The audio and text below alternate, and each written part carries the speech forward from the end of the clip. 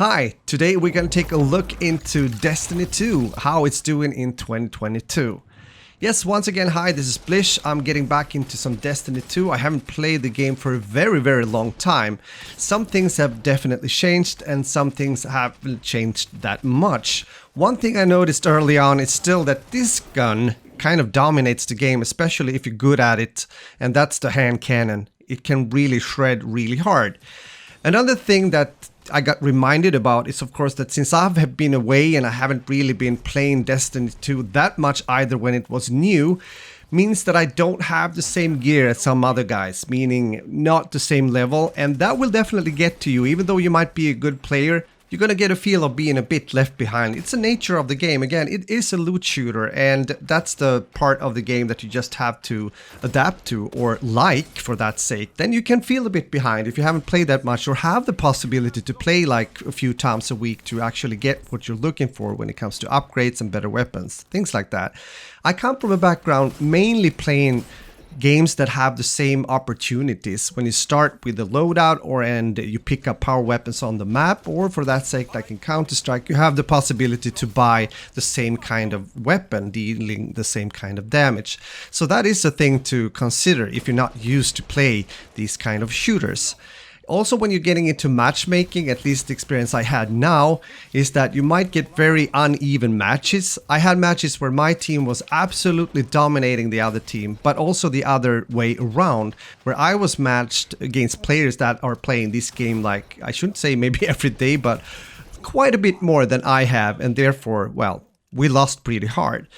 I can experience that too in other multiplayer games. I guess you would say the same. Let me know in the comments. But here, the gap between the experience of having somewhat equal teams was huge in my experience. I mentioned Halo earlier, and I guess you know why. The developers of this game is of course Bungie, that made a lot of the Halo games back in the days. Something I really enjoyed. I played so much Halo 1, 2, and 3, and when they announced that they would not do more Halo games and move on to something else, a new franchise, I was a bit sad, but also of course excited to see what they would come up with. So they released the first Destiny game, and that was already back in 2014. Yeah, time travels fast, as I said before in my videos. It was on PlayStation 3, PlayStation 4, Xbox 360 and Xbox One. And again, it is a shooter, an MMO shooter with all that comes with it. And for me, it was a kind of a, I shouldn't say shock, but I was surprised what they've put together. Although I liked it, I mean, I played it and I had fun playing with some friends. But quite early on, I kind of lost interest. I don't know, it wasn't really my thing overall, and I guess I moved on to other games, and so did my friends. So I didn't have so many friends either to play the game with. That is something that is of course very important. You know that when it comes to playing other shooters. As a content creator, I tend to go in and play by myself. That is mainly when I'm recording and everything. But of course, at the end of the day, enjoying a game at the most, or at its best, I would say, then it's of course better to play with some friends. It doesn't matter if we're talking about doing the campaign or playing the multiplayer. But things started to get really interesting, I would say, when Destiny 2 got released in 2017. It was followed by some decisions that definitely changed the course of the game, partly at least.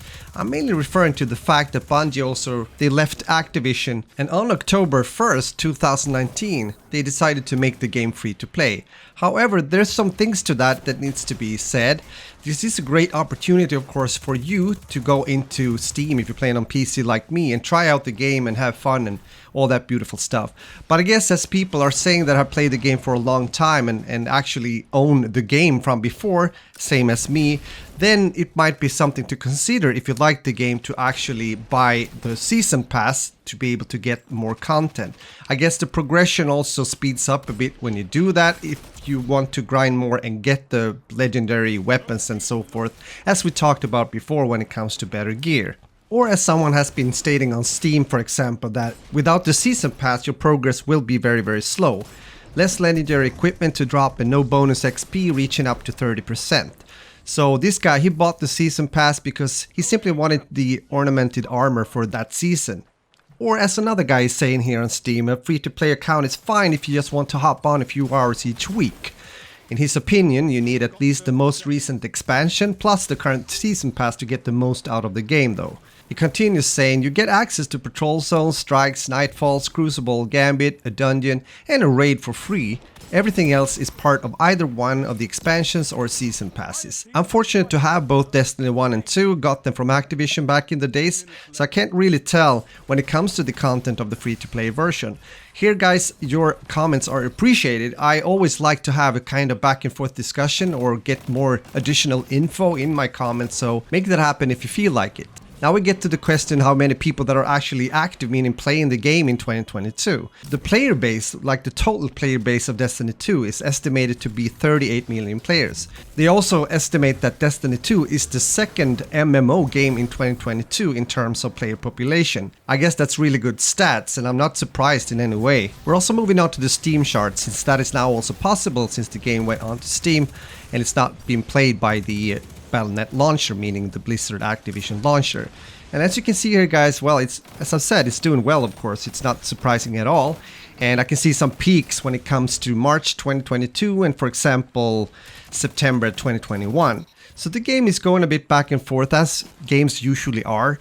It is kind of interesting though to see, even though you can't see it here on this screenshot, that when the game went free to play, we're talking October 2019, the stats also when it comes to November 2019, it did a dip. It went from over 165,000 players on average down to, from October to December, down to 92,000, and then it goes down to 60, 70, 60, 50, 60, 80 and so forth, as it is also now about the same in 2022. If you have any thoughts about that transition going from full paid game into free to play version and also everything that comes with it and the changes they did, feel free to leave a comment in the comment section. If I would sum up my experience now getting back to the game in 2022, I would say yes, Destiny 2 is still a very good game. I have been playing a lot of the recent shooters that was released the late period of 2021, and it was a lot of disappointments. So getting back to this game shows that it's a very polished and well-produced game.